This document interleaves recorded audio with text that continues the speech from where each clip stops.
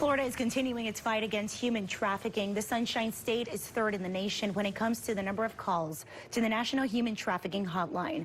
And that statistic is just one of the reasons authorities are trying to crack down on sex crimes in our area.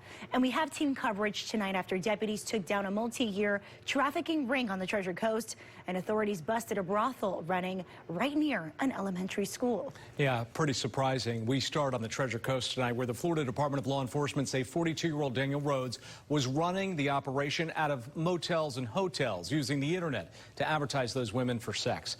CBS 12's Treasure Coast reporter Dylan Huberman joins us from Fort Pierce tonight with the unusual circumstances in this case.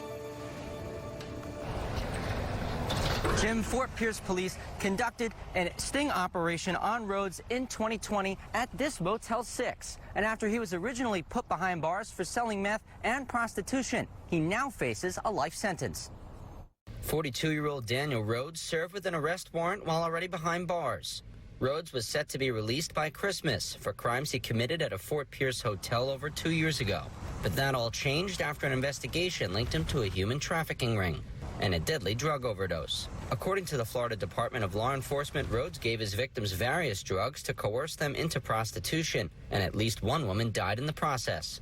In the realm of bad conduct, this guy's, what he's alleged of doing is really, really awful. And this guy knew what he was doing, and he should be held accountable for it. Palm Beach County State Attorney Dave Ehrenberg says this case shows how human trafficking is hiding in plain sight. It's the young girl who shows up to school one day with a new older boyfriend who buys her expensive jewelry and has his name tattooed on her.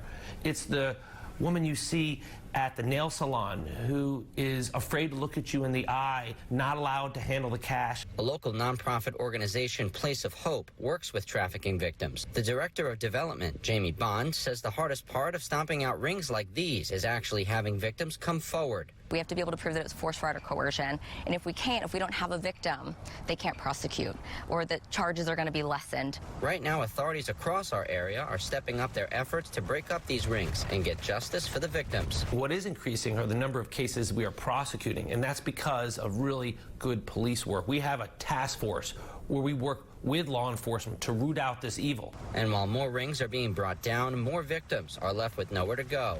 That's where Bond says organizations like Place of Hope come in to assist with housing and trauma recovery. We're able to come around and support them with high therapeutic care, customized case management to get them through those healing and those growth periods, and then to be able to get them back into society.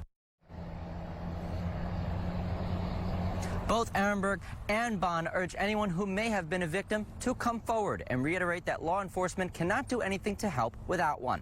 In Fort Pierce, Dylan Huberman, CBS 12 News. And if you see anything or anyone suspicious, you could call the National Human Trafficking Hotline at the number you see right there on your screen. And Lake Worth Beach home already under investigation for human trafficking has now been busted for running a brothel out of that home. Yeah, deputies shut down what they're calling a commercial sex house in the middle of